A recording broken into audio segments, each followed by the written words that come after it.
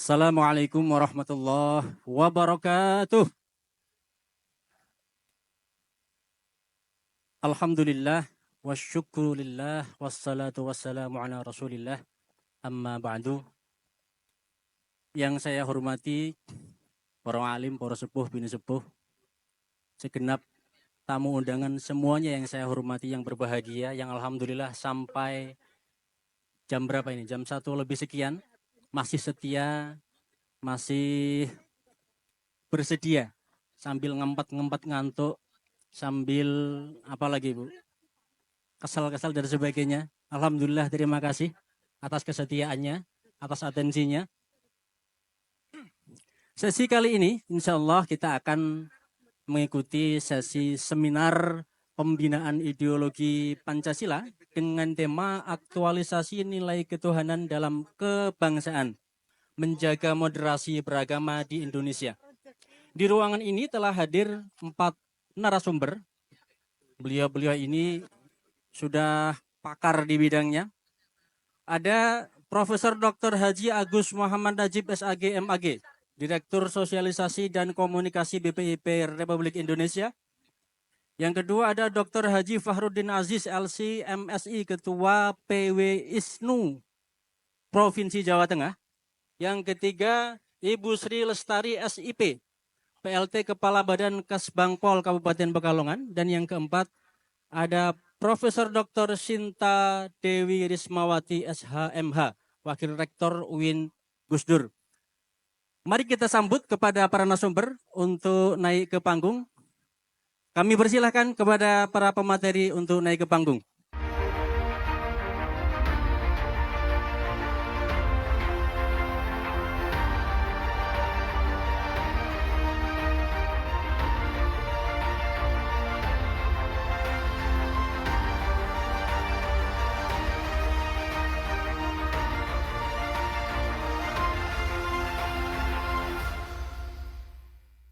Selamat datang Bapak Ibu pemateri. Alhamdulillah telah hadir semuanya. Hadirin hadirat Bapak Ibu yang saya muliakan.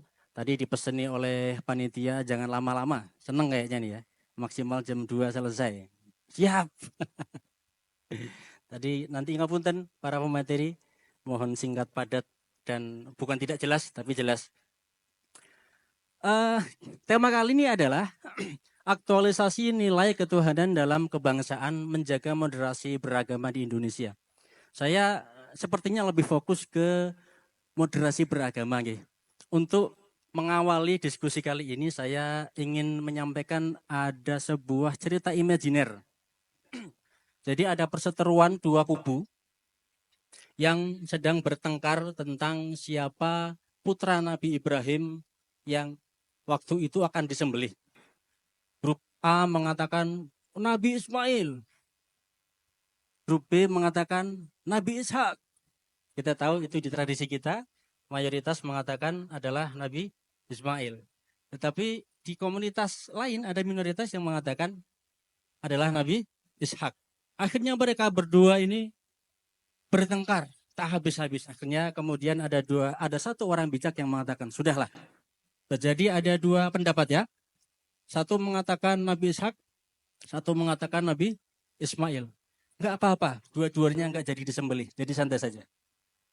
Demikian pembukaan dari saya. Selanjutnya adalah pemaparan materi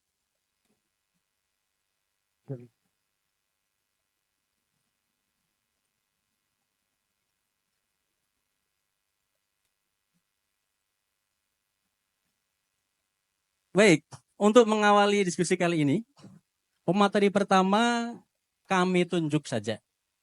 Karena moderator ini kan berkuasa ini, ngapunten. Kami menunjuk kepada Dr. Haji Fahrudin Aziz LCMSI, Ketua PW ISNU Jateng, untuk memberikan materi tentang tema yang sudah tersebut tadi. Terima kasih, dipersilakan.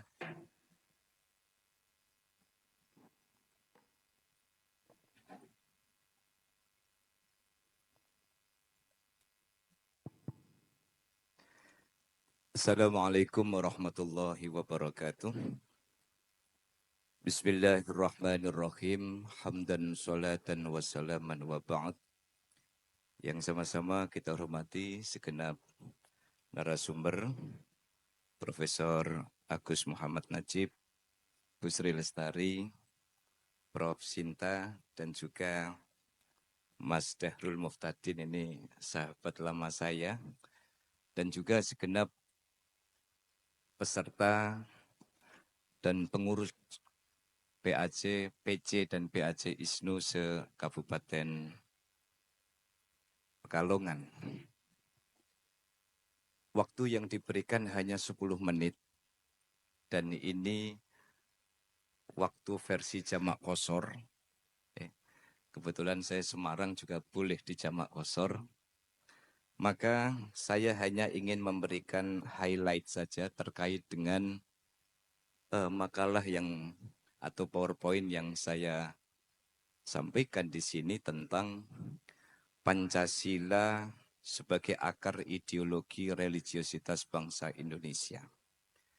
Bapak Ibu sekalian, di waktu 10 menit ini saya hanya akan memberikan highlight yang pertama bahwa Pancasila itu ideal sebagai dasar negara, ideal sebagai pandangan hidup, itu sudah final. Apa yang disampaikan oleh Prof. Yudian tentang bagaimana idealitas Pancasila sebagai dasar negara itu sudah selesai. Tetapi bagi saya yang tidak selesai adalah bagaimana kemudian Pancasila itu sebagai dasar negara, Pancasila itu sebagai pandangan hidup bangsa ini bisa mengukuhkan moderasi beragama di Indonesia. Legitimasi tentang adanya moderasi di dalam Pancasila itu clear. Ketika Pancasila itu pada sila yang pertama ketuhanan yang Maha Esa. Setelah 7 kata itu dihilangkan, maka saya ingin fokus pada kata Tuhan. Bahwa kata Tuhan itu bukan bahasa asing. Tetapi kata Tuhan itu sebenarnya adalah bahasa asli Indonesia yang berasal dari kata tuan. Tuan lalu kemudian dibahas di dalam Kongres Pemuda tahun 1928 hingga akhirnya kata Tuhan ini dipilih. Bapak Ibu sekalian, kenapa Tuhan itu dipilih? Tuhan dipilih karena di dalam rumusan Pancasila termasuk dalam sidang BPUPKI, PPKI hingga akhirnya 1 Juni itu kemudian Pancasila lahir.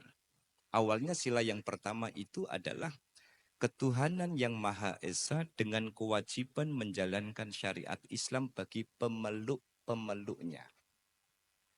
Tapi pada saat itu salah satu anggota ya Iketut Puja atau siapa yang dari Bali yang beragama Hindu itu kemudian menyampaikan opsi tentang bagaimana mendiskusikan sila yang pertama ini Tuhan yang Maha Esa dengan kewajiban menjalankan syariat bagi syariat Islam bagi pemeluknya. Maka yang pertama saya kira pilihan kata Tuhan yang dipilih dari bahasa Indonesia asli. Dan Tuhan ini sebenarnya adalah Maha Kuasa, merefleksikan bahwa kemerdekaan ini tidak hanya bicara tentang status bangsa dan negara. Tetapi kemerdekaan itu bicara tentang refleksi imaniyah. Maka kalau bicara tentang refleksi imaniyah, maka sesungguhnya persoalan ketuhanan di dalam teks berbangsa dan bernegara, mereka yang ada ya beragama Islam, Kristen, Katolik, kemudian Hindu, Buddha, lalu memiliki kepercayaan-kepercayaan yang ada disatukan oleh satu term. Term itu adalah Tuhan. Tuhan untuk menyatakan kemahakuasaan bahwa kemerdekaan ini sesungguhnya adalah bicara tentang refleksi imaniah. Oleh karena itu, maka kenapa Pancasila itu kemudian menjadi basis religiositas bangsa ini? Karena bangsa ini telah menyepakati bahwa kemerdekaan ini adalah kemerdekaan karena rahmat Allah dan rahmat Tuhan yang Maha Esa. Ini satu. Yang kedua, setelah kita melihat bahwa kemerdekaan itu sebagai refleksi imaniyah, maka kemerdekaan ini dirasakan sebagai nikmat kolektif bagi bangsa. Pertanyaannya lalu, siapa bangsa Indonesia itu?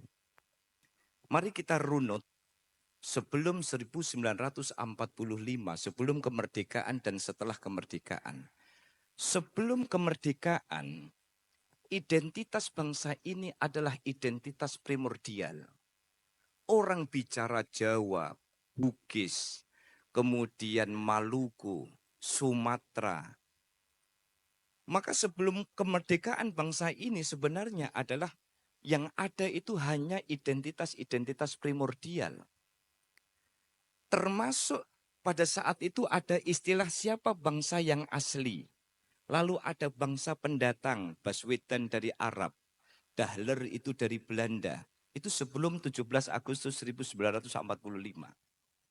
Tetapi jangan lupa bahwa begitu Bung Karno membacakan proklamasi kemerdekaan Republik Indonesia, maka kita tidak lagi bicara tentang identitas primordial, tetapi kita bicara identitas nasional. Saya menggunakan bahasa yang saya kutip dari Prof. John Titaling, mantan Rektor UKSW, yang menulis buku Religiositas di Alinea Ketiga Pembukaan Undang-Undang Dasar 1945. Dan bagi saya bicara tentang moderasi beragama, persoalannya ada di sini. Ketika kita sepakat bahwa setelah 17 Agustus tidak ada lagi identitas primordial. Yang ada adalah identitas nasional. Pertanyaannya lalu adalah apa yang terjadi hari ini? Saya tidak ingin cerita banyak. Saya orang kampus, ya dikit-dikit saya membaca berita, dikit-dikit mengamati bagaimana konstelasi pada level nasional. Saya hanya mau bicara bahwa membuat narasi saya sebagai Pancasilais ini dan sebagainya tidak cukup. Alhamdulillah Prof saya itu lulus dulu penataran P4. Pedoman penghayatan dan pengamalan Pancasila. Dulu waktu saya SD itu juara 1, Prof. Cerdas cermat itu. Saya lulus, saya punya sertifikat. Tapi hari ini bagi saya sebagai akademisi, saya mau bilang bahwa menjadi Pancasilais itu bukan persoalan narasi. Orang bernarasi sebagai yang paling Pancasilais bisa.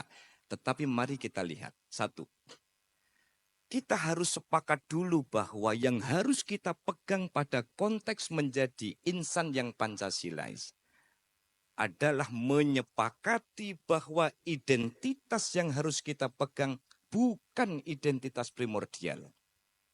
Kita tidak bicara etnis. Kita tidak bicara siapa menterinya, lalu kemudian yang jadi dirjen dan deputinya itu siapa. Jangan bicara primordial. Kalau kita bicara Pancasila, tetapi masih ada etnis-etnis atau identitas primordial, ini menjadi pertanyaan besar. Apa yang terjadi dengan bangsa ini, itu yang bisa kita kritisi. Maka menjadi Pancasilais adalah meneguhkan kembali kesepakatan bahwa setelah 17 Agustus 1945 yang harus kita pegang adalah identitas nasional kita sebagai bangsa Indonesia. Mereka yang dari Jawa, Makassar, Sumatera, Bugis, macam-macam, termasuk para pendatang, Dahler, Baswedan. Setelah 1945 tanggal 17 Agustus, maka kita bicara ada sebuah komunitas baru, ada sebuah bangsa baru bernama Indonesia. Yang terakhir, 10 menit masalahnya Mas Tadin. Oh kan, 2 menit lagi malah. Padahal ini saya membayangkan 12 halaman PowerPoint ini sebenarnya 1,5 jam ini. Tapi di jamak kosor ya. Saya harus milih-milih ini kan, mana yang. Maka pada konteks moderasi beragama sebenarnya, dimulai dari satu, kesadaran bahwa Pancasila telah memberikan ruang untuk meresepsi bagaimana pilihan Tuhan yang Maha Esa itu sesungguhnya disepakati oleh para founding fathers di atas kesadaran kolektif bahwa kemerdekaan ini yang pertama, sebagai refleksi imaniah bangsa ini mengakui bahwa ini atas berkat rahmat Tuhan. Saya mohon informasi mungkin Prof. Agus keterbatasan literasi yang saya baca. Prof. John Titale di dalam bukunya Religiositas, di dalam alinea ketiga itu, beliau mengkritisi bahwa redaksi yang sesungguhnya itu adalah atas berkat Tuhan yang Maha Esa. Tetapi yang hadir sampai dengan hari ini adalah atas berkat rahmat Allah yang Maha Kuasa. Sementara menurut Prof. John Titale di dalam bukunya Religiositas di alinea ketiga itu, yang gara-gara itu beliau mendapatkan gelar MA atau gelar doktornya itu, maka ini sebenarnya menjadi satu modal bagi kita bahwa terminologi Tuhan membingkai kita bangsa Indonesia yang berasal dari agama apapun, dari etnis apapun, kita sepakat bahwa yang kita kukuhkan 17 Agustus 1945 kita dibingkai oleh satu komunitas, oleh satu bangsa yang baru, bangsa dengan semangat baru, Indonesia. Yang kedua, maka kalau kita sepakat bahwa 17 Agustus ini momentum proklamasi kemerdekaan, maka yang harus kita teguhkan adalah tinggalkan etnis atau identitas primordial. Tetapi identitas nasional ini yang harus kita kuatkan. Maka ketika saya sebagai seorang Muslim, saya NU 24 karat, Prof. Saya NU 24 karat. Saya dilahirkan di dalam tradisi NU. Saya meyakini bahwa berislam itu melalui manhaj ahlus sunnah wal jamaah an-nahdiyah. Tetapi pada saat yang sama, saya memberikan ruang bahwa ada kawan saya yang Muhammadiyah. Pimpinan MTA itu sahabat saya. Kemudian saya di FKUB, saya ketua Forum Kerukunan Umat Beragama. Bahkan Pak, seringkali saya dengan beberapa tokoh itu bilang, kita ini kok sering ketemu di gereja daripada di masjid. Saya meyakini bahwa cara berislam saya ini benar. Tetapi pada saat yang sama, saya memberikan ruang yang sama bahwa saudara saya yang non-muslim pun punya hak untuk meyakini apa yang dia yakini. Bukankah kita sudah selesai dengan la ikraha fiddin? Kita sudah selesai dengan lana a'maluna walakum a'malukum. Sampai-sampai kemudian pada konteks moderasi ini, bagi saya adalah memiliki pandangan inklusif di dalam konteks berbangsa dan bernegara.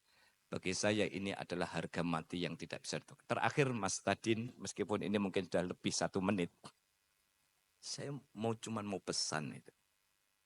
Konflik horizontal hari ini, baik inter maupun antar agama, itu sebenarnya penyakitnya cuma satu. Mentalnya masih mental sebelum 17 Agustus 45. Identitas bagi saya mau concern pada identitas primordial ini loh Pak. Mohon maaf kalau saya harus buka ya.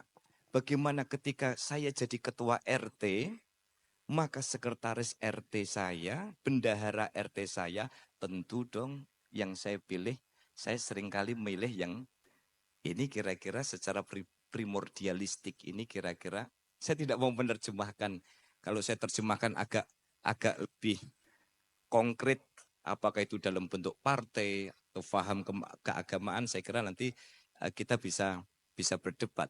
Saya cuma mau bilang bangsa ini harus mau mengakui bahwa potensi besar yang dimiliki oleh bangsa ini seperti yang disampaikan oleh Prof. Yudian, ideal, luar biasa ideal. Tetapi pertanyaannya, Saya menukil yang sampaikan Prof. Yudian, bangsa ini adalah bangsa pilihan. Bangsa ini adalah bangsa yang dikasihi Tuhan. Bangsa ini adalah bangsa yang diharapkan masuk dalam walau anna ahlal qura amanu wattaqau lafatahna alaihim barakatim minas sama'i wal ard. Saya fokus pada fi'il madhi lafatahna alaihim barakatim minas sama'i wal ard. Pertanyaannya, apa betul kita menjadi bangsa terpilih? Betul. Tetapi pertanyaannya adalah, sudahkah bangsa ini merasakan rahmat Tuhan di bumi pertiwi ini? Apa jawabannya? Kita harus berani untuk mengatakan bahwa yang membuat kita terpilih, yang membuat kita terkasih, dan itu bagi saya masih sekedar klaim, adalah karena identitas primordialistik masih sangat menghegemoni di negeri ini. Mulai dari hulu sampai hilir, kita bisa uji tesis ini.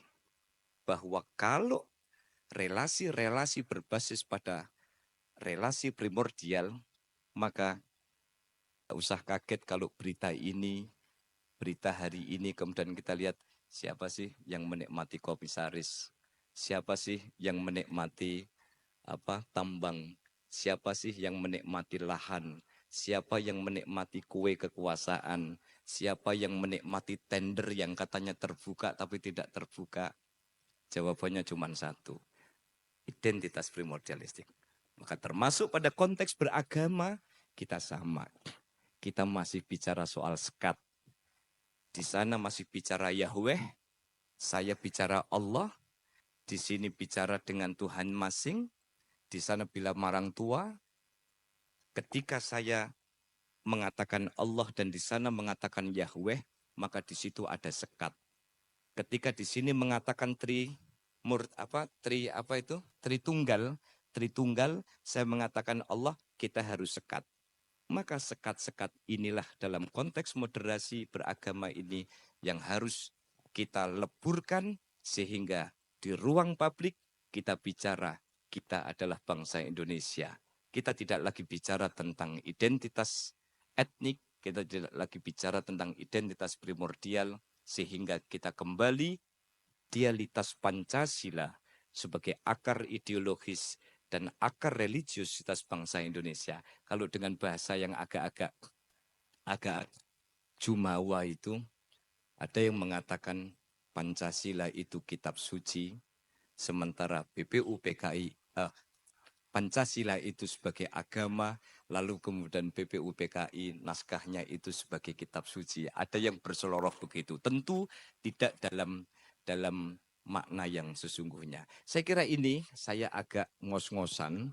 Karena apa? Karena 10 menit ini bukan waktu yang lama, meskipun saya tahu ini sudah mulai bablas, tetapi saya hanya ingin memberikan highlight itu saja. Terima kasih. Assalamualaikum warahmatullahi wabarakatuh. Waalaikumsalam warahmatullahi wabarakatuh. Tepuk tangan, tepuk tangan. Terima kasih Dr. Fakhrudin Aziz.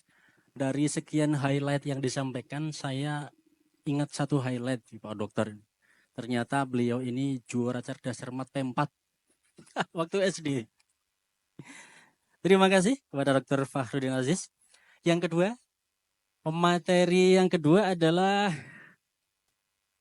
Profesor Dr. Sinta Dewi Rismawati SHMH, Wakil Rektor UIN Kiai Haji Abdurrahman Wahid. Kepada beliau waktu dan tempat dipersilakan.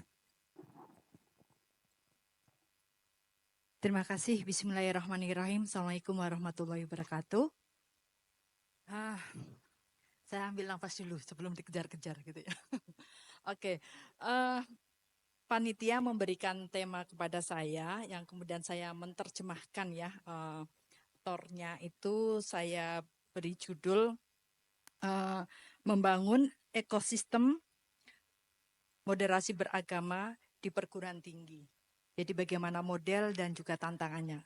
Dan mungkin kalau pembicara yang lain ada tema sendiri, tetapi panitia menitipkan terkait dengan peran perguruan tinggi dalam rangka mengawal bagaimana moderasi beragama itu tetap eksis. Ada beberapa hal yang ingin saya sampaikan bahwa eh, kalau bisa dibilang tadi Pancasila itu apa ya, mampu merangkul dan mampu menjaga eksistensi NKRI, itu memang betul. Dan Pancasila itu relate sekali dengan nuansa atau spirit dari moderasi beragama. Baca referensi bahwa Indonesia tetap eksis, NKRI tetap eksis karena sesungguhnya ada 3 sifat keseimbangan Pancasila yang tersirat dalam sila Pancasila. Dan ini saya mengutip pendapatnya Prof. Notonegoro. Jadi ada 3 sifat keseimbangan Pancasila yang mampu merangkul dari 2 kutub yang saling bertentangan, dan Pancasila mampu menempatkan diri berada di tengah-tengah. Yang itu kemudian menjadikan moderasi beragama atau NKRI itu tetap eksis. Yang pertama, bahwa Pancasila nuansa sifat keseimbangannya itu adalah teis demokratis. Jadi di awal pendirian ataupun perbincangan tentang Pancasila itu kan ada 2 kutub ya. Jadi para the founding fathers itu ada banyak kalangan-kalangan yang mewakili, dan di situ diilustrasikan ada pertentangan antara golongan Islam dengan golongan nasionalis yang kemudian diambil jalan tengahnya, yaitu dinamakan teis demokratis. Jadi yang tadinya mungkin golongan Islam mempertahankan ya dalam tanda kutip mungkin tadi piagam Jakarta yang sila pertama, tapi kemudian hasil diskusi, hasil kompromi kemudian menjadi ketuhanan yang Maha Esa. Itu adalah nuansa sifat keseimbangan teis demokratis. Yang kedua, bahwa sifat keseimbangan Pancasila itu identik dengan monodualisme. Paham monodualisme yang mampu menjaga 2 sisi yang berbeda, bahwa manusia secara kodratiah itu memang makhluk pribadi, makhluk individu yang punya kepentingan-kepentingan egoisme ya. Tetapi satu sisi juga ada hak sosial. Manusia itu adalah makhluk sosial, dan kemudian di Indonesia atau Pancasila itu mampu menempatkan diri duduk di tengah-tengahnya. Jadi manusia sebagai makhluk pribadi sekaligus makhluk sosial. Ini dimensi kemanusiaannya. Kemudian yang sifat keseimbangan ketiga itu adalah paham dialogis. Jadi pada waktu itu di Indonesia ada 2 kutub ekstrim kaitan dengan bagaimanakah sistem demokrasi sistem demokrasi yang akan kita ambil. Ada satu sisi kita di Indonesia punya warisan ada namanya musyawarah mufakat.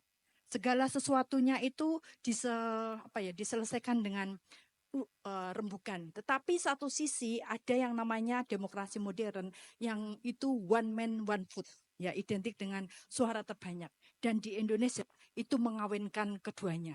Makanya namanya adalah paham dialogis. Itu nuansa 3 sifat keseimbangan itu yang kemudian mampu menjaga Indonesia tetap eksis. Nah, berikutnya terkait bicara dengan kenapa perguruan tinggi itu harus ambil peran. Yang pertama, tentu saja karena perguruan tinggi itu adalah pusat intelektual, ya, pusat intelektual yang di situ memproduksi ilmu pengetahuan sekaligus juga bisa mengawal karakter-karakter dari mahasiswanya. Kalau menurut data statistik itu jumlah mahasiswa kita itu mencapai mungkin 10 juta lebih.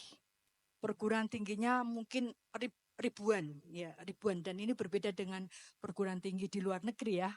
Kalau di sini tuh ada Kementerian Kesehatan punya perguruan tinggi sendiri, Kementerian Agama punya perguruan tinggi sendiri, kemudian pertahanan sendiri. Kalau di luar negeri ya semuanya satu gitu ya.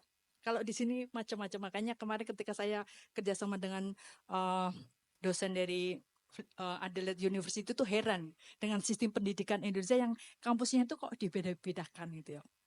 Itu dengan potensi yang luar biasa, itu kampus bisa membangun atau mengawal bagaimana membentuk karakter yang tadi nuansa toleransinya, nuansa mungkin moderatnya itu bisa diproduksi dengan kurikulumnya ya. Yang berikutnya terkait dengan mahasiswa. Kenapa mahasiswa itu penting? Penting disentuh karena dia adalah calon-calon pemimpin di masa depan. Kalau kampus tidak membekali pengetahuan, kemudian wawasan tentang moderasi beragama, Indonesia dipastikan nanti bisa hancur kalau tidak dibekali dari sekarang. Ya. Kemudian karena saya background-nya hukum, tentu saja eh, untuk penguatan bahwa kampus harus mengambil peran untuk mengawal pembentukan karakter yang based on dari moderasi beragama. Tentu saja mulai dari Pancasila sebagai segala sumber hukum, kemudian ada pasal 29 dari konstitusi kita, Undang-Undang Dasar 45, kemudian ada Undang-Undang Pendidikan Nasional, ya, di mana salah satu kriterianya di situ untuk pendidikan karakter itu salah satunya adalah pendidikan tentang Pancasila dan kewarganegaraan, itu wajib. Ya, wajib. Kemudian nanti diturunkan lagi ke peraturan presiden tentang pengawalan untuk moderasi beragama, sampai kemudian di Kemenak itu mengharuskan atau ada PMA bahwa perguruan tinggi harus mengawal moderasi beragama. Sehingga di tiap kampus di PTKIN sekarang didirikan rumah moderasi beragama. Ya. Kemudian bagaimana cara mengawalnya? Ya, bagaimana modelnya?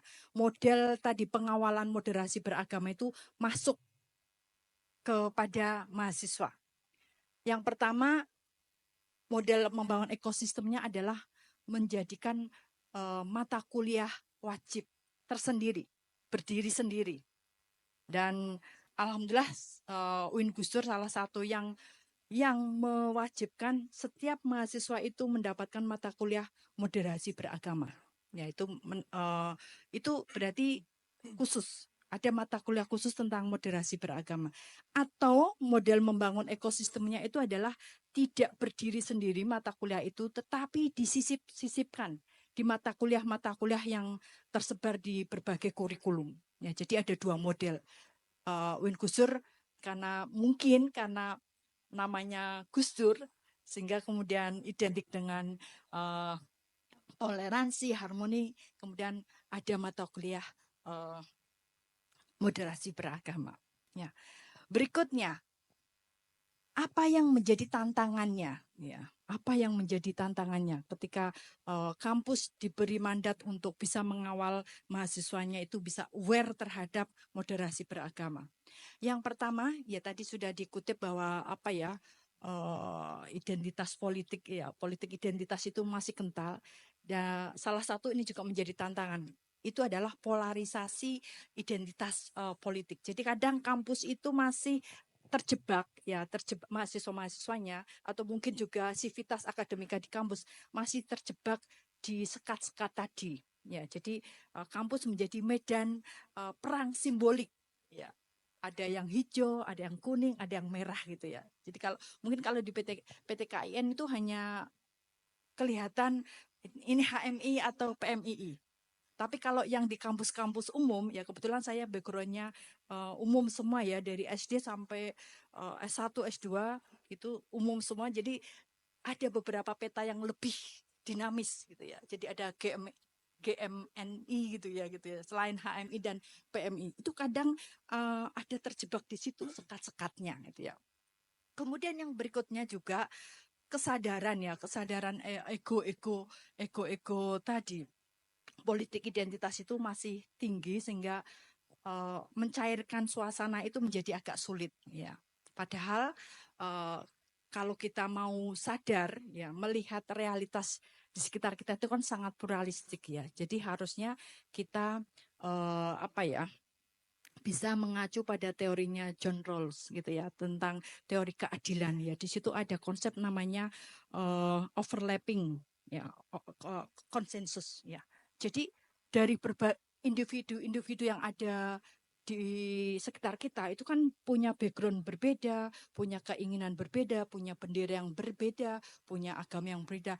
Itu dalam satu titik itu bisa membuat satu konsensus, membuat satu kesepakatan bahwa oke, saya deal di situ. Ya, itu. Jadi dan ini yang kemudian moderasi beragama itu ya harusnya seperti itu ya. Jadi kedua belah pihak itu harus saling menyeimbangkan. Ya, kalau dalam konsep keadilan mungkin menurut saya tidak adil, tapi karena kita harus menghargai pihak lain, oke lah, ini kita turunkan standarnya, sementara standar yang pihak lain itu dinaikkan sehingga ketemu satu titik. Itu yang namanya konsensus overlapping menurut John Rawls gitu ya. Itu tantangan pertama itu terkait itu. Yang kedua ya, saya khawatir gitu ya, bahwa moderasi beragam yang digaungkan ini itu takutnya kena gusur kebijakan ya. Biasanya kalau ganti presiden, ganti menteri itu kan ganti kebijakan ya. Untungnya Pak Menteri kita, Pak Prof. Nazarudin itu masih selaras. Walaupun beliau kayaknya agak kurang suka dengan konsep moderasi beragama, tetapi menggantinya dengan konsep harmoni, ya harmoni, toleransi gitu ya. Jadi toleransi dan cinta kemanusiaan itu termasuk asta prioritas. Jadi asta prioritas, program prioritas Kemenak itu salah satunya itu. Jadi masih meneruskan mandat regulasi atau regulasi payung hukumnya, tetapi tidak lagi pakai bahasa moderasi beragama, tapi lebih menggunakan konsep toleransi dan cinta kemanusiaan. Ini berarti masih oke lah gitu ya. Tapi saya nggak tahu depannya seperti apa. Karena tadi agak latah kalau untuk konsep Indonesia, ganti menteri itu ganti kebijakan. Itu yang harusnya menjadi perhatian bersama gitu ya. Jadi contoh misalnya program MBKM itu belum selesai gitu ya. Kemudian ganti lagi gitu ya gitu. Kan itu menjadi masalah gitu. Nah, kemudian yang berikutnya tadi pendanaan ya. Ya harus diakui bahwa kalau misalnya memang ini penting ya, penting untuk melahirkan karakter-karakter mahasiswa, dosen, teknik, atau sivitas akademikanya itu masih aware terhadap moderasi beragama, maka dana itu juga menjadi penting gitu ya. Kenapa? Karena tadi mensosialisasikan, kemudian memberikan wawasan moderasi beragam itu seperti apa sih? Ya. Kalau menurut buku putih Kemenak kan identik dengan komitmen kebangsaan, kemudian toleransi, kemudian anti kekerasan dan akomodatif terhadap tradisi gitu ya. Jadi dan itu nampaknya beberapa waktu lalu itu menjadi salah satu indikator bahwa ketika seleksi jabatan-jabatan tertentu ya, termasuk juga untuk tes CPNS itu diukur indeks moderasi beragama. Mungkin itu saja, jadi tantangan-tantangan ini menjadi persoalan kita bersama untuk kita jawab bagaimana menyelesaikannya. Mungkin itu saja Mas Dahrul. Sekian. Wassalamualaikum warahmatullahi wabarakatuh. Waalaikumsalam warahmatullahi wabarakatuh. Prof. Sinta menyampaikan tentang peran perguruan tinggi dalam mengawal moderasi beragama. Sekedar informasi Bapak Ibu, di UIN Gus Dur ini sudah ada rumah moderasi beragama, Bu nggih. Jika Bapak Ibu berkenan untuk bekerja sama dalam membuat program-program moderasi beragama, mungkin bisa menghubungi pihak terkait. Terima kasih Prof. Sinta. Pemateri selanjutnya kepada Ibu Sri Lestari SIP, PLT Kepala Badan Kesbangpol Kabupaten Pekalongan. Waktu dan tempat kami persilahkan. Terima kasih atas waktunya. Bismillahirrahmanirrahim. Assalamualaikum warahmatullahi wabarakatuh.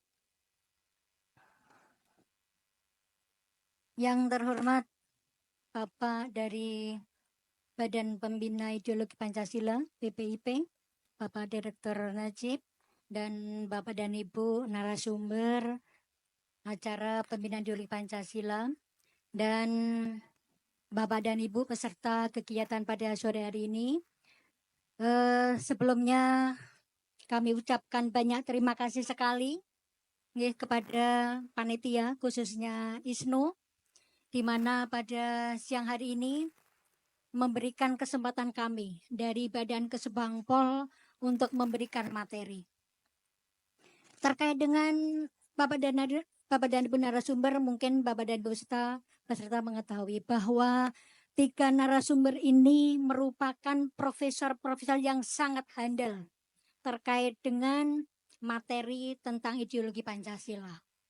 Beliau-beliau ini merupakan pakar-pakar akademisi yang sudah ngelotok di luar kepala.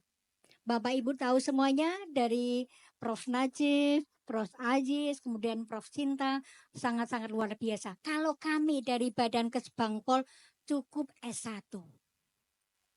Mudah-mudahan dengan toleransi, moderasi beragama ini tidak mengurangi rasa hormat kepada Bapak Ibu semua peserta kegiatan sore hari ini. Dan kami dari Badan Kesbangpol juga mengucapkan banyak terima kasih terkait kegiatan ini. Jelas akan membantu tugas-tugas kami di Badan Kesbangpol yang merupakan kepanjangan tangan dari BPIP yang ada di daerah. Kami akan sedikit membantu tugas-tugas dari BPIP terkait dengan pembinaan ideologi Pancasila, di mana ideologi Pancasila ini merupakan asta cita Presiden Prabowo yang nomor 1. Jadi memang sangat penting kegiatan ini dilaksanakan untuk masyarakat Kabupaten Pekalongan khususnya untuk bisa mengetahui terkait dengan materi ini. Baik Bapak Ibu, untuk menyingkat waktu karena waktu hanya 10 menit, sebenarnya kami dari Badan Kesbangpol akan memberikan obat ngantuk. Obat ngantuk ada sebenarnya. Saya membawa obat ngantuk itu berupa video. Okay. Berupa video terkait dengan moderasi beragama. Dan saya sebenarnya biasanya kalau memberikan materi tidak diam seperti ini. Kalau diam sepertinya Kak, apa ya, agak kurang bebas berbicara. Akan tetapi saya menghormati dari profesor-profesor sudah mengajari kami duduk. Ya udah saya tak duduk aja. Mohon maaf Prof. Saya sebenarnya kepengen peserta di sini nggak ngantuk, makanya saya kepengen video. Kalau bisa diputarkan, nanti diputarkan. Oke, Asrat mohon nanti bisa diputarkan. Ini bisa menjadi obat ngantuk karena karo Prof. Aziz ini sudah siap-siap kopi. Bu, saya siap-siap kopi ya Bu, biar nggak ngantuk. Ya Pak, monggo. Kalau saya sudah siap-siap untuk peserta, tidak hanya siap untuk narasumber, tapi saya sudah siap untuk peserta berupa video.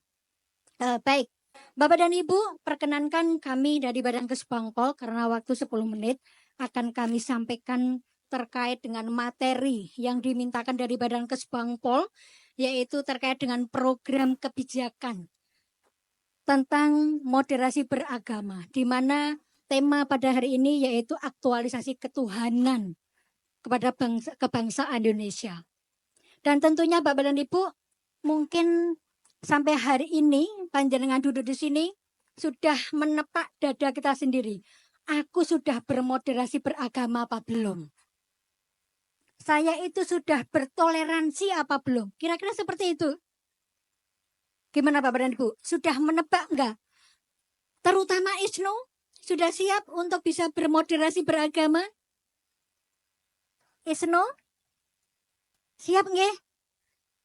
Mohon maaf Pak, karena mungkin kami dari Badan Kesbangpol akan lebih dekat dengan masyarakat Kabupaten Pekalongan dan tentunya kami sedikit banyak tahu karakter. Dengan materi-materi yang telah disampaikan dari Prof. Aziz mau Prof.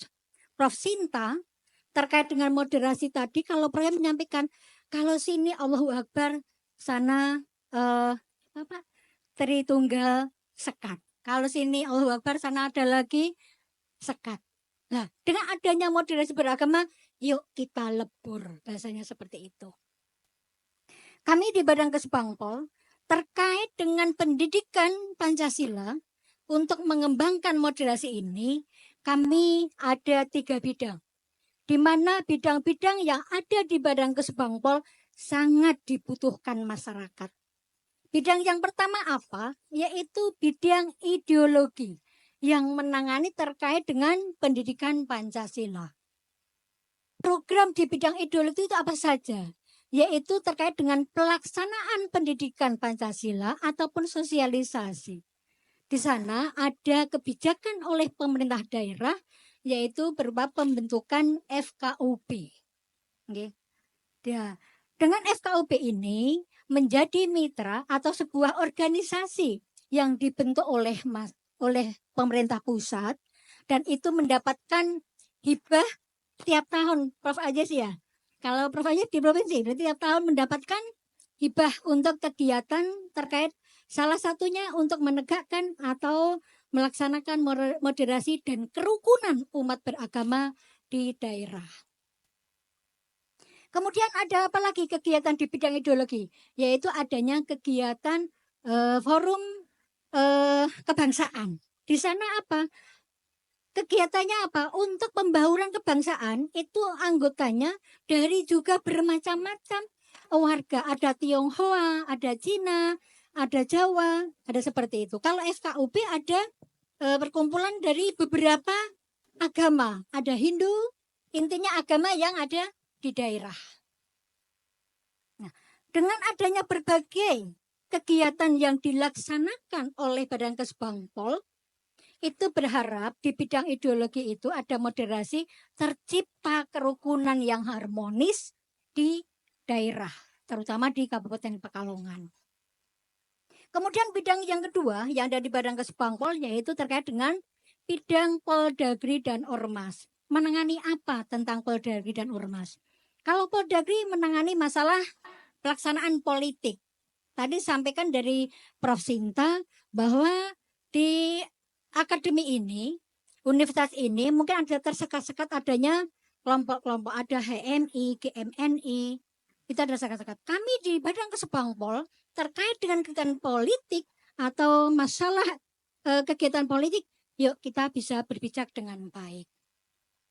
Nah, di bidang Poldagri dan Ormas, yang satu menangani masalah politik, kemudian politik ini banyak sekali nggih kegiatannya, ada pendidikan politik, ada pemberian bantuan parpol, banpol nggih, bantuan partai politik. Dan kemudian di sana ada kegiatan mengenai ormas. Ormas yang ada di Kabupaten Pekalongan secara resmi harus terdaftarkan di Badan Kesbangpol, yang salah satunya ISNO. ISNO ini sebagai salah satu organisasi yang sudah tercatatkan di Badan Kesbangpol. Dan selanjutnya hari ini akan ditindaklanjuti adanya pelantikan di PAC-nya. Istilahnya PAC Pak nggih. Nah, hari ini akan dilaksanakan pelantikan untuk PAC. Kemudian bidang yang ketiga apa? Yaitu ada bidang Wasnas, penanganan konflik. Penanganan konflik. Dari ideologi tadi bisa memunculkan konflik. Kemudian dari bidang Poldagri dan Ormas juga memunculkan konflik. Dan kemudian untuk bidang yang ketiga, bagian yang akan menangani masalah konflik. Disitulah Bapak dan Ibu akan mengetahui program dan kebijakan apa saja yang diluncurkan oleh pemerintah daerah ini dalam rangka melaksanakan moderasi ataupun kerukunan umat beragama. Bapak dan Ibu yang kami hormati, mungkin terkait dengan masalah apa toh itu moderasi beragama, Bapak dan Ibu sudah memahami. Di sini saya ada satu PR bagi kami dan PR untuk kita semua, masyarakat di Pekalongan. Kalau kita sudah memahami tentang moderasi beragama, tentang kerukunan umat beragama, tapi mohon maaf, di saat nyuwun sewu kita mempunyai satu permasalahan, mudah-mudahan nanti bisa menjadi diskusi nggih. Satu permasalahan yang mesti kita hadapi yaitu apa? Di saat saudara kita yang beragama non-muslim ataupun Nasrani, kita non-muslim ya, untuk mencari tanah sebagai tempat makam atau kuburan sangat sulit sekali. Saya kira mungkin sampai provinsi seperti itu Pak. Mungkin hampir sama permasalahannya itu yang ada di daerah. Akhirnya apa? Kalau Bapak Ibu ketahui semuanya bahwa setiap ada saudara kita yang non-muslim meninggal, apabila mau dimakamkan di makam umum di desa, ditolak. Itu sebuah PR untuk kita semuanya. Di saat kita mau pemerintah mau menyediakan tanah untuk makam, ditolak juga. Alasannya apa? Kuburan non-muslim tidak boleh dekat-dekat dengan non-muslim. Mohon maaf, saya juga mungkin kurang pemahaman terkait dengan kenapa masih ada kita umat Muslim apabila masalah kuburan saja kok nggak mau dekat, apalagi masih dicampur jadi satu, ditolak. Keberpihakan lain nanti Prof. Aziz ini yang mungkin bisa memberikan apa ya jawaban juga. Kenapa? Ini karena masih menjadi PR bagi kami, nggih. Ada nggak Bapak dan Ibu di sini yang mungkin masih menolak adanya makam tanah kuburan untuk non-Muslim ataupun masih menolak non-Muslim dimakamkan di kuburan Muslim.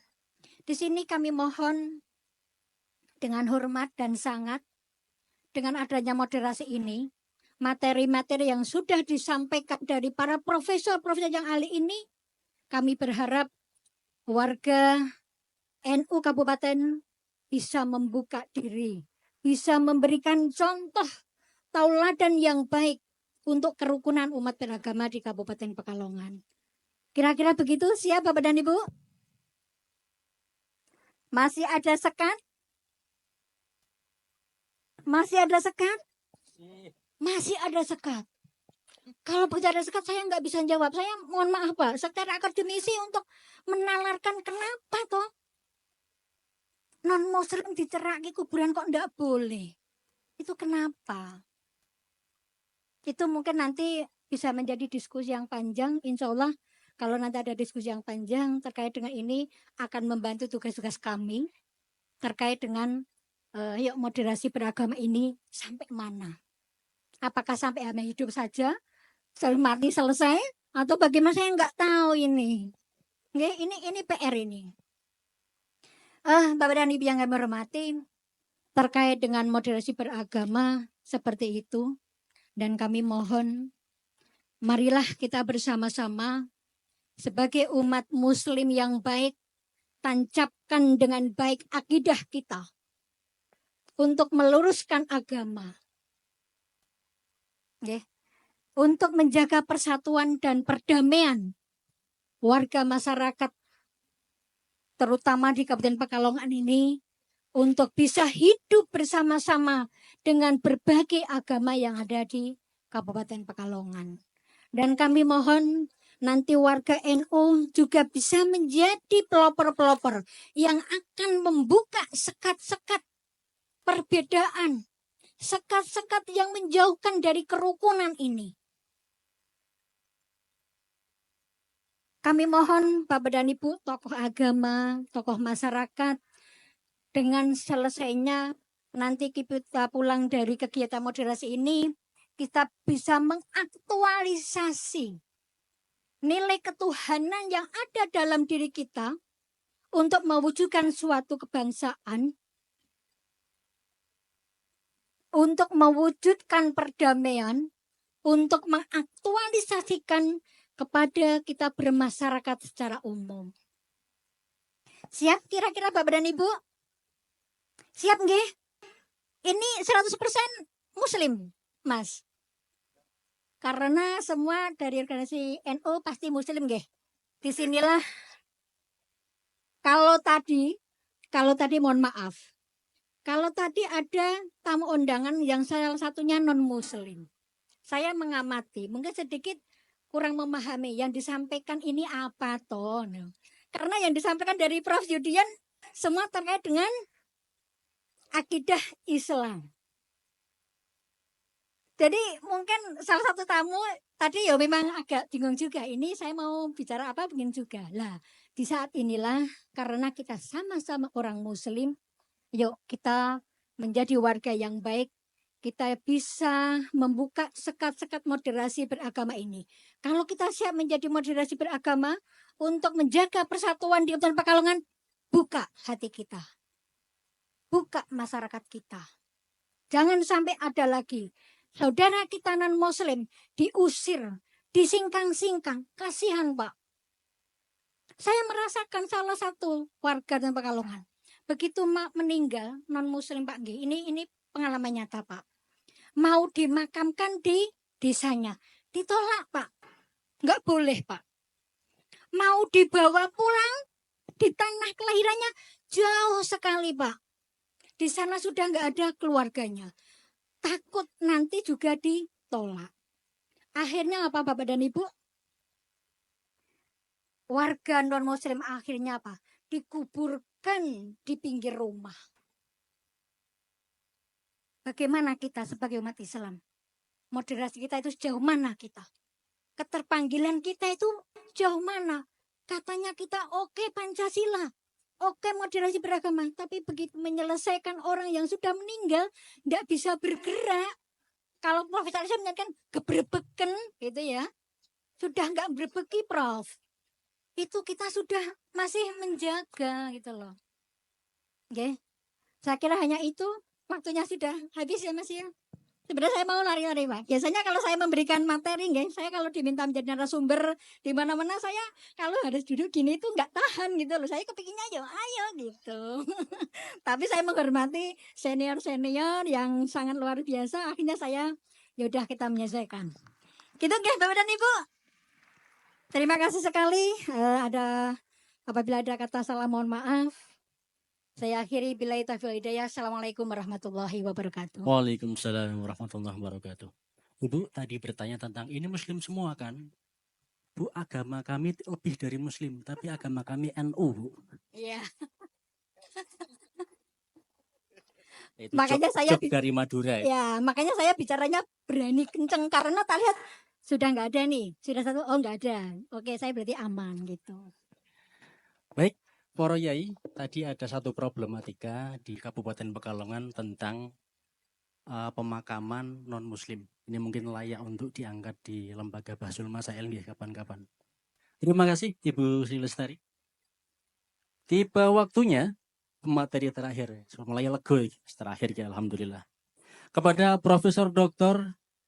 Haji Agus Muhammad Najib SAG MAG, Direktur Sosialisasi dan Komunikasi BPIP RI. Kami persilahkan. Assalamualaikum warahmatullahi wabarakatuh. Selamat siang, salam Pancasila. Yang saya hormati Bapak Ibu narasumber, Bapak Dr. Haji Fakhruddin Aziz, Ibu Sri Lestari, SIP, dan juga Profesor Sinta Dewi Rismawati. Dan juga moderator, ini Pak Dahrul Muftadin, MHI. Di sini ada Pak Direktur Pengendalian, Bapak Fakhrul Rozi, MSI, dan juga Ketua ISNU, PC ISNU ya, Pekalongan, Bapak Dr. Muhammad Nasruddin, MPD, dan beserta jajarannya. Bapak Ibu sekalian yang saya hormati, saya terakhir karena sebetulnya dari BPS tadi sudah lama ya Pak Kepala menjelaskan banyak hal. Saya hanya menambah dua hal saja terkait apa yang disampaikan oleh Bapak Ibu narasumber tadi. Memang problem kita di Indonesia itu terkait Pancasila adalah implementasinya.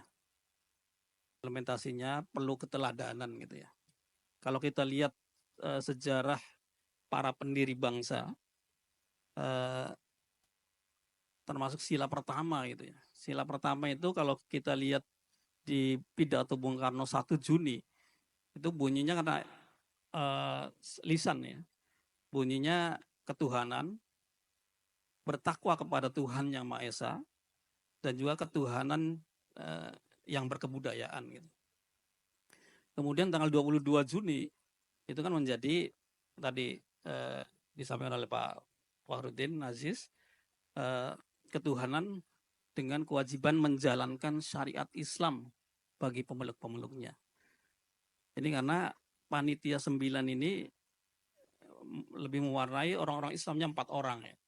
Jadi sebetulnya ketika sidang BPUPK selesai tanggal 1 Juni, ketua sidangnya KRT Rajiman Widyo Diningrat itu menyimpulkan pidatonya Bung Karno menjadi bahan bagi perumusan dasar negara yang akan merdeka, Indonesia yang akan merdeka. Kemudian dibentuk panitia 8 Panitia 8-nya itu terdiri dari 6 orang kelompok nasionalis, 2 orang kelompok Islam. Padahal menurut informasi Bung Hatta dan yang lain-lain, ketika sidang BPUPK itu terjadi perdebatan yang panas antara kelompok nasionalis dan kelompok Islam. Kelompok Islam inginnya dasarnya Islam, karena mayoritas, nasionalis kebangsaan gitu ya. Maka kemudian ini atas inisiatif Bung Karno, karena dengan berbagai faktor, termasuk mengakomodir kelompok Islam, panitia 8 diganti menjadi panitia 9. Panitia 9 itu satu ketuanya Bung Karno, memang dari kelompok nasionalis, 4 kelompok nasionalis, dan 4 kelompok Islam. Maka lahirlah Pancasila yang seperti sekarang dengan ketuhanannya ada tambahan dengan kewajiban menjalankan syariat Islam bagi pemeluk-pemeluknya. Jadi Pancasila bersyariat lah gitu. Tapi kemudian pada 18 Agustus setelah Indonesia merdeka, satu hari merdeka, kemudian PPKI karena Indonesia Timur kalau ada pembelakuan syariat Islam tidak bergabung Indonesia, maka kemudian Bung Hatta melobi kelompok-kelompok Islam yang dilobi Kiai Wahid Hasyim antara lainnya, kemudian dari Muhammadiyah, dari NU, dari Ki Bagus Hadikusumo dari Muhammadiyah, Kasman Singondimejo, termasuk Tengku Muhammad Hasan dari Aceh, dilobi. Kemudian menjadi ketuhanan yang Maha Esa. Kata itu disoret.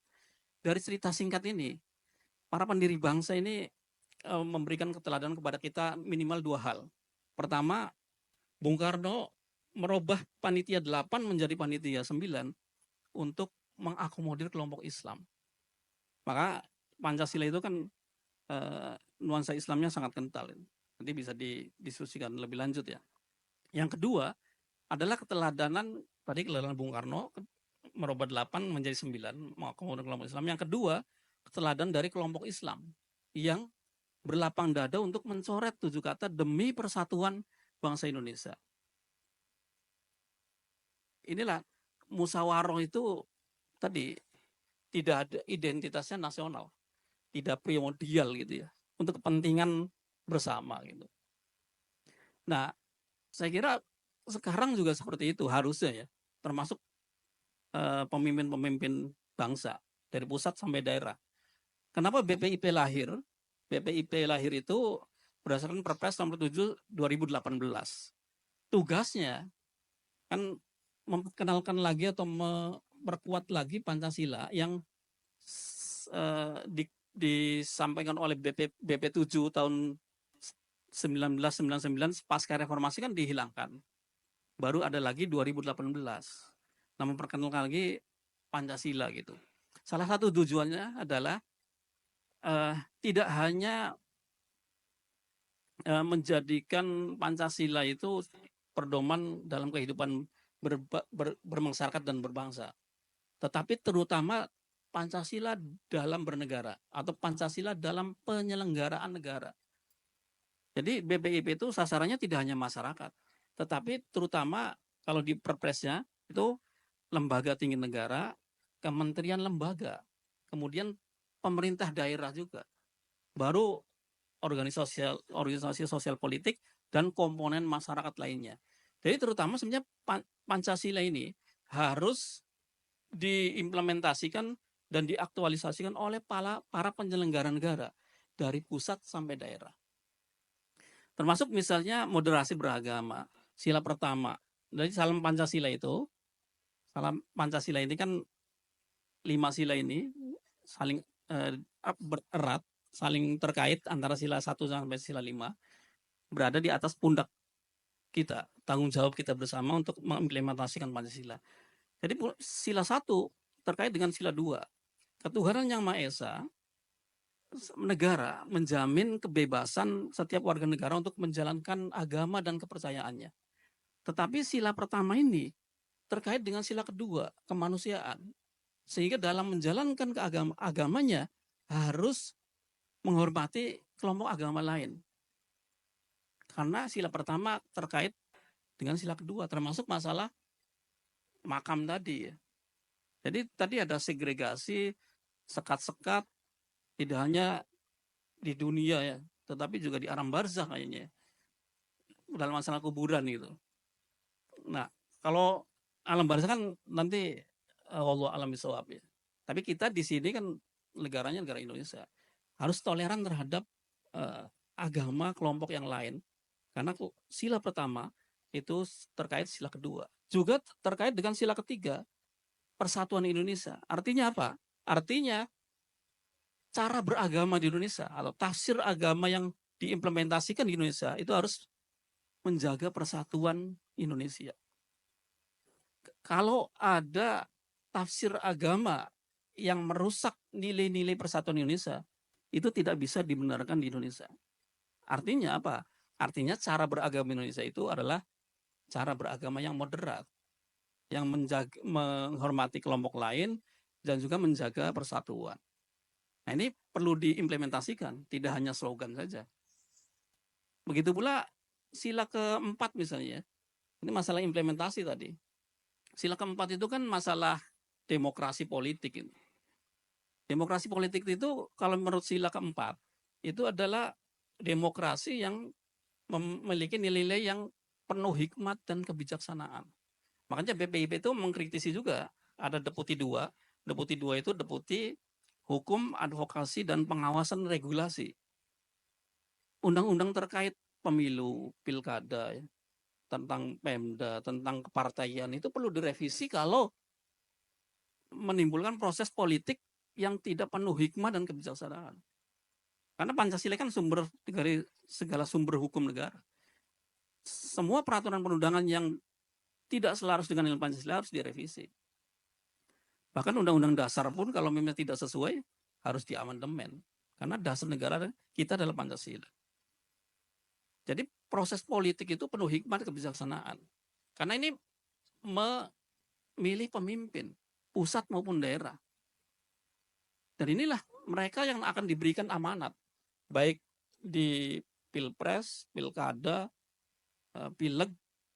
Mereka inilah yang akan mengemban amanat negara gitu. Sehingga kemudian tujuan negara di pembukaan Undang-Undang Dasar Merdeka, Bersatu, Berdaulat, Adil, dan Makmur seperti sila kelima itu bisa tercapai. Di sila kelima itu implementasinya RAPBN, RAPBD-nya baik provinsi maupun kabupaten kota itu harus sesuai dengan sila kelima bagi seluruh rakyat Indonesia. Jadi bukan hanya sebagian. Kita bisa dilihat di RAPBD tahun 2026 Kabupaten Pekalongan. Kalau sudah bisa melihat ekonomi Pancasila di BPIP kita mengembangkan juga ekonomi Pancasila, termasuk demokrasi Pancasila. Itu harusnya tidak hanya memajukan ekonomi, tetapi melakukan pemerataan. Bisa dilihat ini yang RAPBD-nya larinya kemana saja, untuk kepentingan siapa. Proyek-proyeknya kemana, itu bisa dilihat. Apakah untuk kepentingan masyarakat banyak atau tidak. Karena ekonomi Pancasila itu tidak hanya pertumbuhan dan kemajuan ekonomi, tetapi pemerataan. Ini tanggung jawab kita bersama untuk implementasi nilai-nilai Pancasila yang seperti disampaikan oleh Pak Fakhrul Aziz dan juga Bu Sri Lestari. Dan juga saya setuju dengan Prof. Sinta bahwa perlu ada kajian terus-menerus ya tentang Pancasila yang sesuai prakteknya seperti apa, dan itu tugas kita bersama terutama di kampus-kampus. Terima kasih, itu dari saya, kurang lebihnya mohon maaf. Assalamualaikum warahmatullahi wabarakatuh. Salam Pancasila. Tepuk tangan dulu dong Bapak Ibu untuk semua pemateri. Bapak Ibu yang kami hormati, sebelum sesi tanya jawab, saya mengutip beberapa pernyataan dari Kiai Afifuddin Muhajir tentang Pancasila. Bahwa pertama, Pancasila itu sesuai dengan syariat atau yuwafqu asy-syariah. Kemudian yang kedua, bahwa Pancasila itu la yukhalifu asy-syariah, tidak bertentangan dengan syariat. Dan yang ketiga, asy-syariah nafsuh, bahwa Pancasila itu adalah syariat itu sendiri yang terwujud dalam sebuah lembaga namanya bentuk Pancasila. Bapak Ibu yang saya hormati, sebagai akhir dari sesi seminar ini saya buka dua penanya, tidak harus bertanya, bisa komentar, feedback. Saya buka 2 orang saja. Dari laki-laki 1, perempuan 1. Pak Edi tadi yang pertama ya. Yang kedua, ibu-ibu muslimat.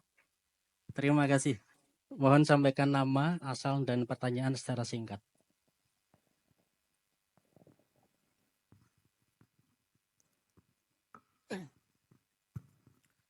Terima kasih. Assalamualaikum warahmatullahi wabarakatuh. Nama Edi Susianto dari MBCNU Kecamatan Wiradesa. Tepatnya Wakil Ketua MBCNU Wiradesa. Yang saya hormati baik moderator, peserta maupun narasumber saya hormati. Langsung saja karena terbatasnya waktu. Mungkin ada pernyataan, ada pertanyaan yang disampaikan kepada semua narasumber. Yang jelas kegiatan ini dalam rangka membumikan ideologi Pancasila. Memang kebicara moderasi praktek tidak semudah itu. Antara kondisi ideal dan kondisi aktual akan berbeda. Antara dasain dan dasolem juga berbeda. Terkait Pancasila, setiap lahirnya Pancasila 1 Juni, itu di WA saya pasti ada beberapa pertanyaan-pertanyaan. Pak Edi, sebetulnya Pancasila itu lahirnya kapan? Karena pemerintah sudah biasa setiap 1 Juni memberikan dari Pancasila. Tapi kalau kita kritisi, rumusan Pancasila yang 1 Juni tidak sesuai dengan ada yang Pancasila sekarang. Kalau substansinya sama, tetapi rumusannya, urutannya akan berbeda. Berbeda yang tertuang di dalam pembukaan Undang-Undang 45. Sehingga Profesor Dr. Iza Mahendra, beliau berprinsip bahwa sebetulnya lahir Pancasila yang sah adalah 18 Agustus 1945. Ini beri catatan. Tetapi karena kita rakyat kecil, pemerintah menganggap 1 Juli banyak, kita ikut saja. Tetapi di pakar-pakar hukum tata negara sebenarnya masih tidak debatable. Pertanyaan yang timbul ketika ada menjawab pertanyaan multiple choice. Bagaimana ini? Kalau saya ikut Profesor Dr. Iza Mahendra, jawabannya ini. Tapi ikut pertanyaan ini kan lucu. Tapi kalau pertanyaannya tulisan, bisa adu argumentasi, wawancara. Gitu. Itu juga suatu problem. Tidak sekedar moderasi-moderasi. Kemudian sedikit, ini biar nggak lupa, untuk peran Kesbangpol, tadi sudah disampaikan, tapi ini yang baru ramai, pemerintah akan melarang ormas yang pakai atribut menyepuri aparat. Pertanyaannya, sejauh manakah untuk Kesbangpol ini mensikapi itu dan mensosialisasikan diri? Yang terakhir, bicara Pancasila, tetapi ada suatu gerakan yang justru menggibiri Pancasila. Bahkan itu nggak pernah diangkat oleh BB, oleh Badan Pembinaan Ideologi. Gerakan oleh MPR yang kita kenal mensosialisasikan 4 pilar.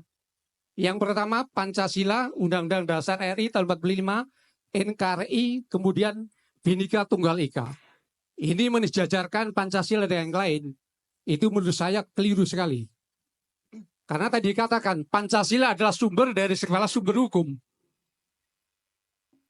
Ada keputusan Mahkamah Konstitusi nomor 100/PU tahun 2023, isinya membatalkan frasa 4 pilar berbangsa dan bernegara dalam undang-undang partai politik karena menganggap mereduksi kedudukan Pancasila. Alasan pembatalannya, Mahkamah Konstitusi menilai bahwa penyebutan Pancasila sebagai salah satu pilar seolah-olah setara dengan Undang-Undang Dasar 45. Apunten bisa disingkat, Pak. Ya, ini singkat, Pak. Ini singkat, sebentar. 1 menit saja, 1 menit. Ini pertanyaan. Ini kalau dipotong nanti salah pengertiannya, Pak. Ini sepanjang saya mengikuti belum ada yang berani menyampaikan ini. Ini saya tampilkan. Mungkin saya sendiri mungkin belum tahu. Saya ulangi, alasan pembatalan. Mahkamah Konstitusi menilai bahwa penyebutan Pancasila sebagai salah satu pilar seolah-olah setara dengan Undang-Undang Dasar 45 NRKI dan Bhinneka Tunggal Ika adalah keliru. Pancasila seharusnya ditempatkan sebagai dasar negara dan negara, bukan hanya sebagai salah satu pilar.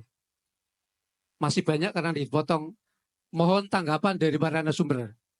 Baik, terima Terima kasih kasih. Pak Edi. Assalamualaikum warahmatullahi wabarakatuh. Penanya yang kedua dari ibu-ibu muslimat tadi, persilahkan. Singkat, padat, Bu nggih.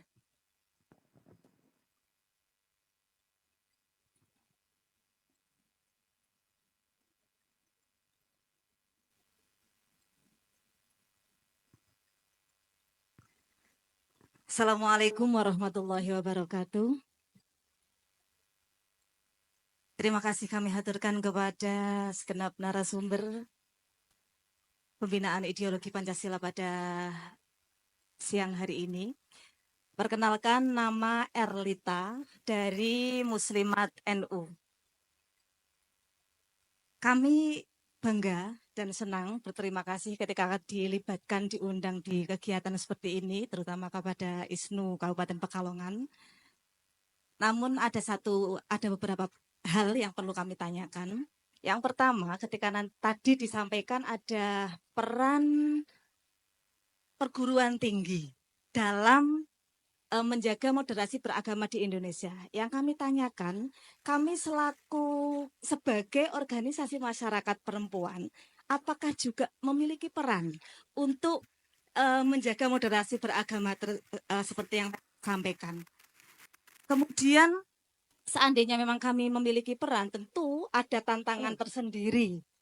Selain tadi di perguruan tinggi saja banyak sekali tantangannya, apalagi kami selaku organisasi masyarakat yang kalau muslimat itu kan lebih dikenal ibu-ibu usianya balita ngaten nggih, di bawah 50 tahun begitu sebagian besar, tentu tantangannya lebih besar.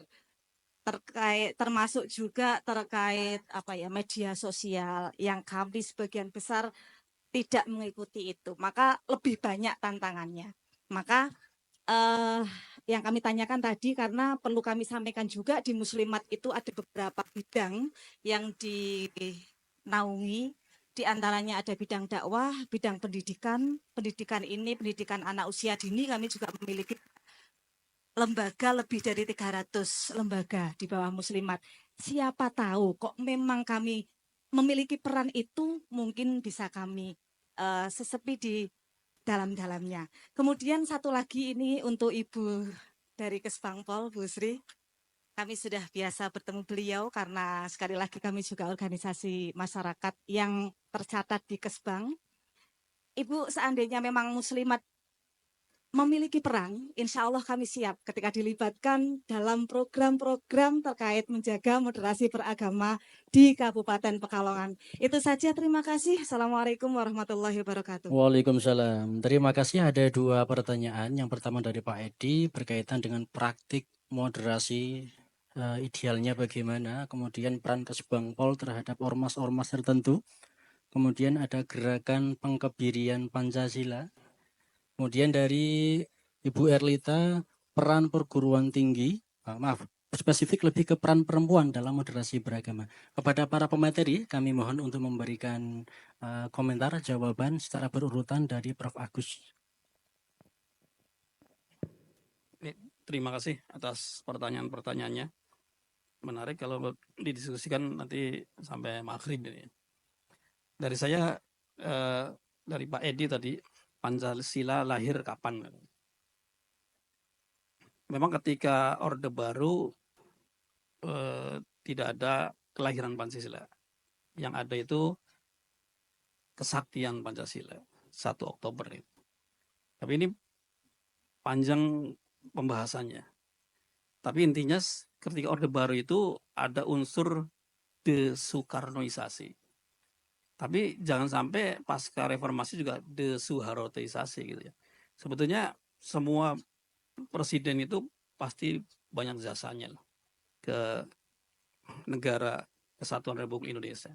Tetapi sebagai manusia pasti ada kekurangannya.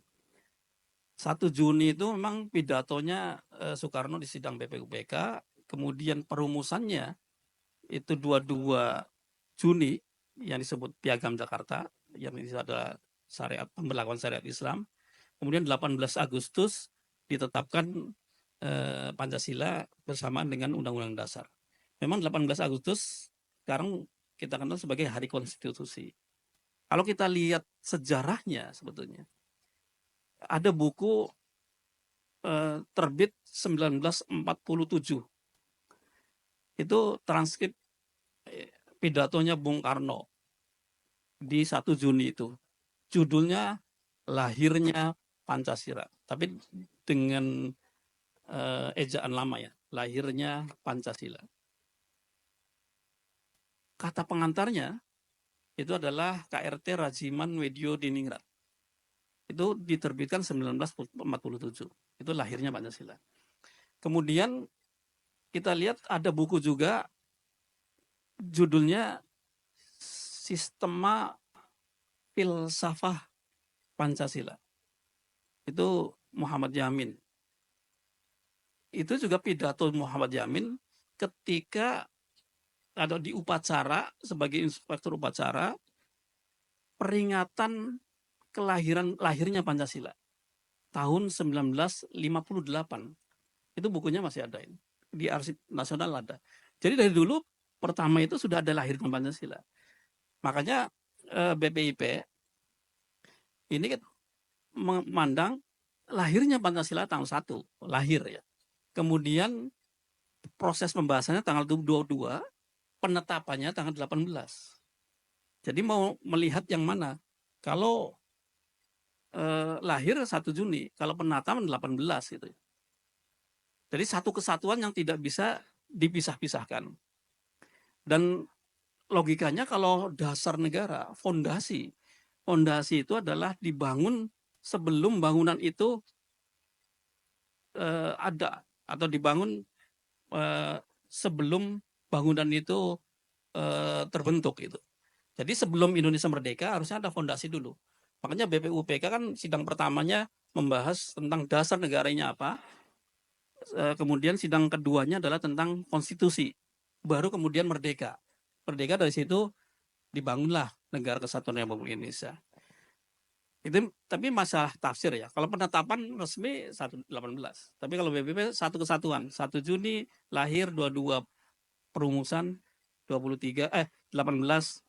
Agustus penetapannya. Kemudian tentang 4 pilar saya setuju ya, Pak Edi.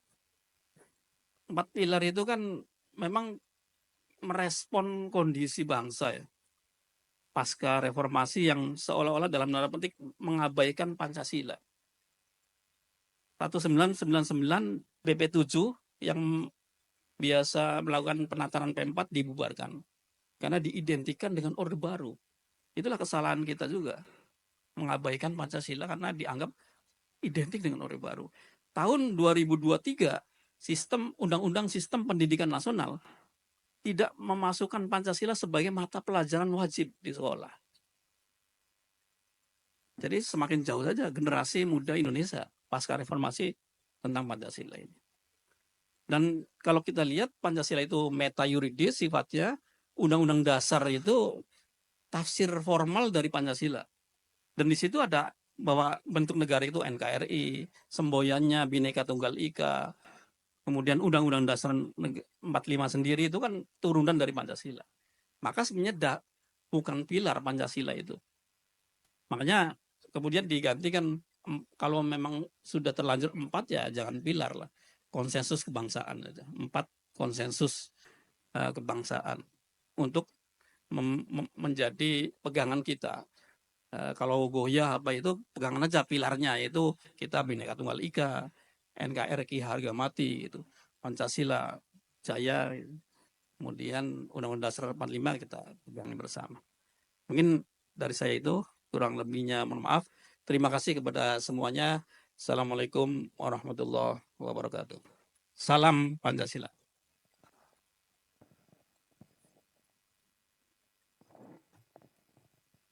Baik, terima kasih. Saya kira sudah cukup banyak yang diberikan oleh Prof. Najib. Saya ingin menambahkan sedikit tentang bagaimana sebenarnya konsep moderasi beragama pada konteks keindonesiaan, ya, karena irisan-irisannya itu.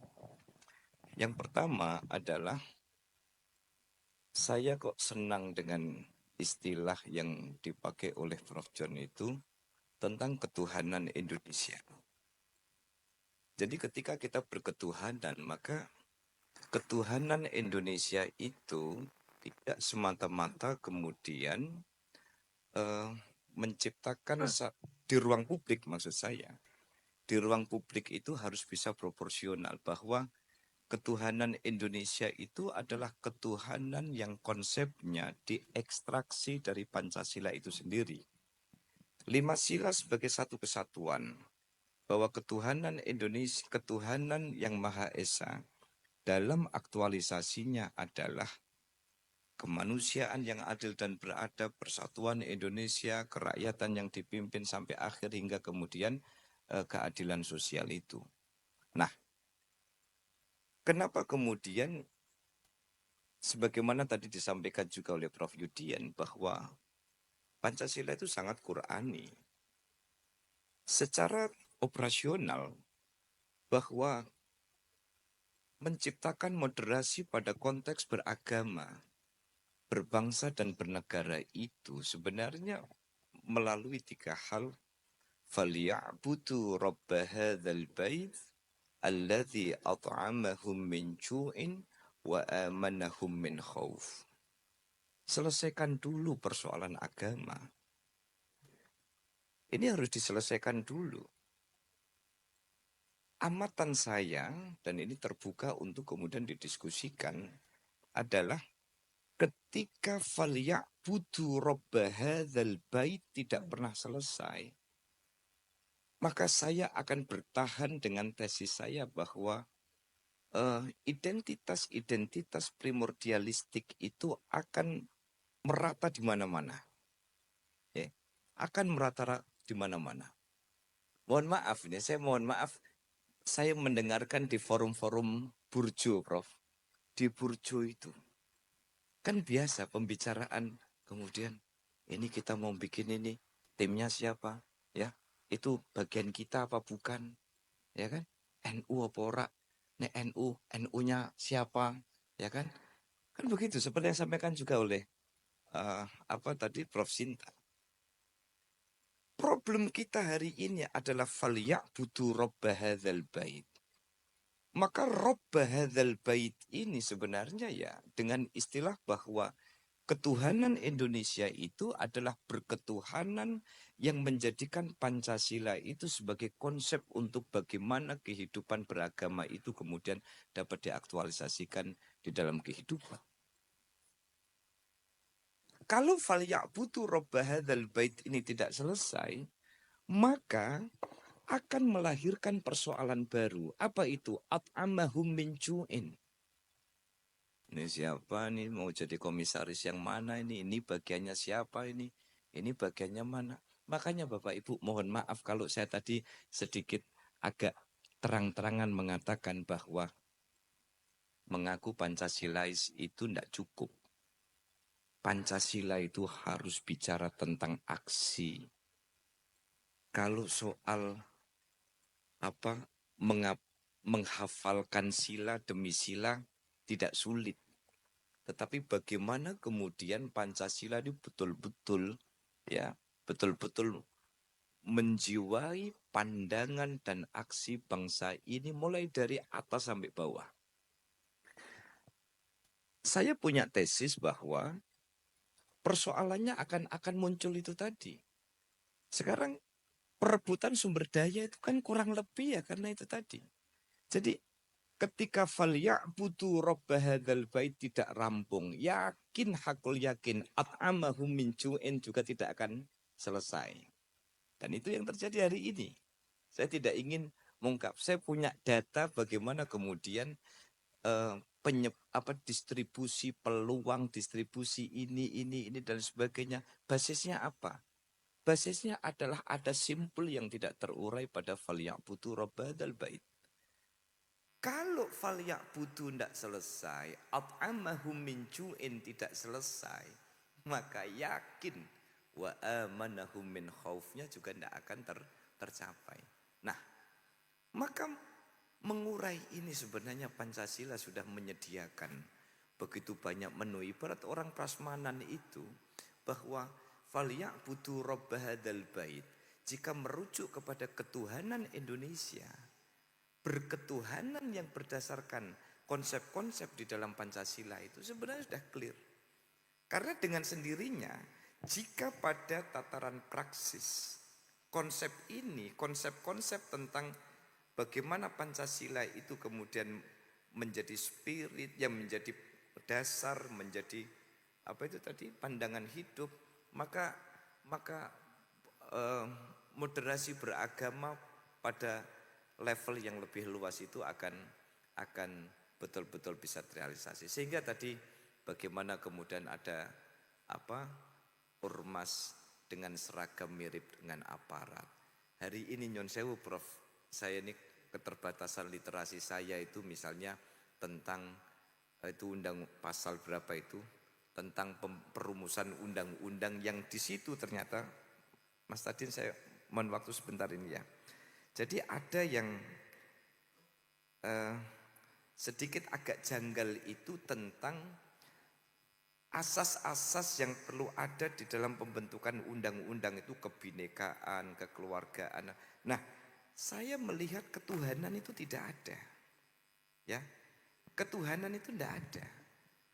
Nah, Profesor siapa tuh yang Edward 2011 itu kan ketuhanan kan tidak ada.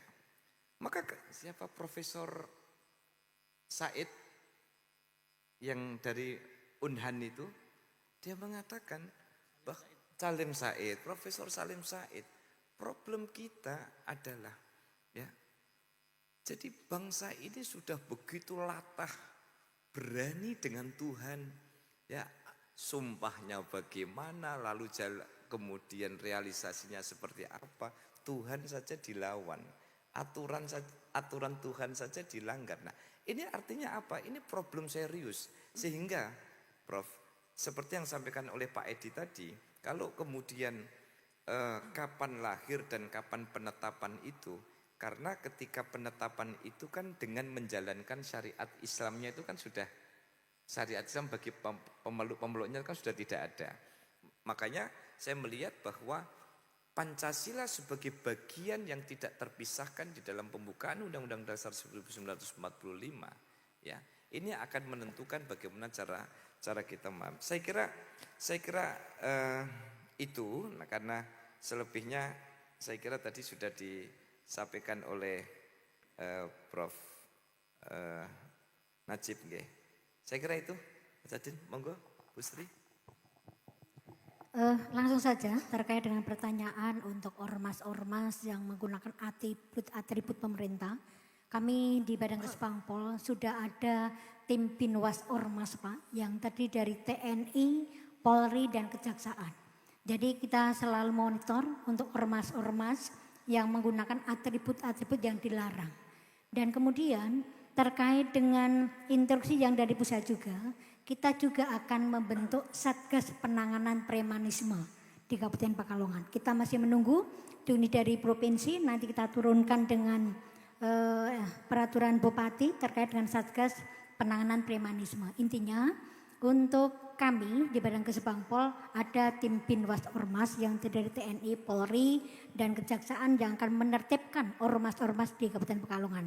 Kemudian yang untuk Ibu Erlina yang dari Muslimat, terima kasih sekali Bu. Muslimat merupakan salah satu ormas yang bisa menjadikan sebuah percontohan. Karena apa? Ormas sudah dalam madani ya Bu, itu menjadi salah satu ormas yang bisa kita contoh terkait dengan akuntabel, terkait dengan administrasi, tertib administrasi di Muslimat NU. Tepuk tangan dulu untuk Muslimat, merupakan contoh yang baik di Kabupaten Pekalongan. Hanya itu yang bisa kami sampaikan dari Badan Kesbangpol. Monggo, terima kasih. Terima kasih. Kayaknya tidak bijak kalau saya mengupas tentang Pancasila karena tadi sudah dikupas oleh Prof. Najib sama Pak Aziz ya. Saya langsung terkait dengan peran muslimat apakah punya peran terkait untuk menjaga moderasi beragama? Saya rasa sangat punya peran yang sangat strategis ya. Kebetulan beberapa waktu lalu ketika isu tentang moderasi beragama itu digaungkan, ada 2 tulisan saya, yang satu terindeks Scopus ya. Saya ingin melihat bagaimana regulasi hukum di Indonesia terkait dengan moderasi beragama itu apakah responsif atau represif gitu. Itu yang pertama. Kemudian karena saya sebelumnya itu aktif di gender studies, jadi saya juga ingin meneliti bagaimana sih peran perempuan dalam pusaran moderasi beragama. Waktu itu dapat hibah mungkin 50 juta ya, 50 juta saya meneliti di Palembang, Kota Pekalongan dan Salatiga. Alasan saya kenapa perempuan ya, karena perempuan itu sesungguhnya itu teman-teman bilang mungkin itu madrasah pertama gitu ya. Jadi ibu-ibu ya, ibu-ibu itu biasanya kan menjadi lahan pembelajaran pertama untuk anak ini nanti moderat atau tidak gitu. Dan itu makanya saya menembak peran perempuan dalam pusaran moderasi beragama terkait dengan pemaknaannya dan perilaku hukumnya. Ya. Kenapa saya pilih Pekalongan? Tentu saja karena Pekalongan identik dengan kota santri.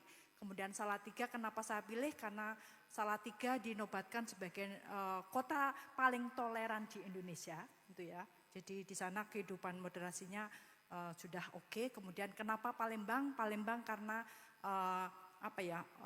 kota yang identik dengan multi etnis, gitu ya. Dan hasil temuan saya itu menyatakan bahwa ternyata perempuan di 3 kota itu memang cukup moderat. Terkait dengan perilaku hukumnya juga ada yang 3 indikator moderasi beragama terkait dengan komitmen kebangsaan, kemudian toleransi dan aksi anti kekerasan itu memang legal. Jadi artinya tidak bertentangan hukum. Tetapi terkait dengan unsur kaitan akomodatif dengan tradisi lokal itu ada beberapa yang mengatakan bahwa ini bid'ah ini gitu. Seperti itu gitu. Jadi ya gitu ya, itu pasti sudah kelihatan ketika yang menjawab itu pasti bukan orang NU gitu. Gitu. Jadi saya rasa muslimat itu punya peran yang sangat strategis ya untuk mempromosikan, kemudian juga tidak hanya mempromosikan tetapi juga kita kekurangan model atau kekurangan suri teladan. Saya rasa muslimat dengan dakwah-dakwah yang moderat itu saya rasa bisa menjadi salah satu agen atau mungkin juga aktor penting untuk mengawal moderasi beragama terkait dengan perempuan ya. Karena sekali lagi menurut saya perempuan punya peran strategis, terutama ibu-ibu itu sebagai madrasah pertama untuk mengenalkan anak-anaknya biar moderat ya. Kalau saya karena biasa berteman dengan teman-teman non Islam ya, karena di 11 Maret kemudian di Undip itu banyak teman-teman dan saya nyaman bergaul dengan mereka dan saya juga mendapatkan benefit yang luar biasa. Saya bisa ke Australia, bisa ke Belanda, bisa kemana-mana karena jaringan saya banyak juga dengan teman-teman yang Nasrani. Jadi dan saya tidak alergi untuk mengatakan sekedar selamat hari Natal, selamat hari Galungan. Karena itu menurut saya itu hanya sekedar ucapan saja. Tidak berdimensi kamu dosa atau tidak. Itu perspektif saya, mohon maaf karena keterbatasan pengetahuan agama saya mungkin ya. Tetapi saya dalam rangka untuk menjaga toleransi paling tidak why not ya. Sekedar mengatakan menjaga seperti itu karena di lingkungan kita pun kan banyak orang yang ada yang Hindu, ada yang Kristen, ada tetangga-tetangga kita dan mereka juga tidak segan mengucapkan selamat hari raya Idul Fitri. Kenapa tidak kita sebaliknya? Jadi dengan hal-hal yang simpel seperti itu saya rasa bisa menjaga harmonisasi dan toleransi di sekitar kita. Itu saja. Terima kasih. Terima kasih untuk semua pemateri. Tepuk tangan. Bapak Ibu rahimakumullah, kayak khutbah. Materi sudah disampaikan, pertanyaan sudah dijawab, waktu sudah habis, apalagi ini. Baik, sebelum saya tutup ada oleh-oleh dari BPIP, sertifikat apresiasi diberikan kepada para pemateri. Dimohon kepada Prof. Agus Mohnajib untuk memberikan sertifikat tersebut. Kepada juru kamera barangkali mau posisi. Ya. Ibu Sri Lestari SIP.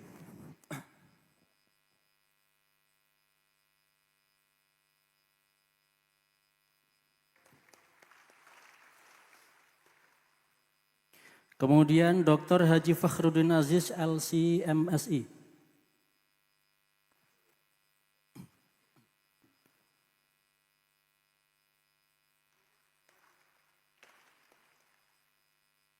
Dan yang ketiga, Profesor Dr. Sinta Dewi Rismawati SHMH.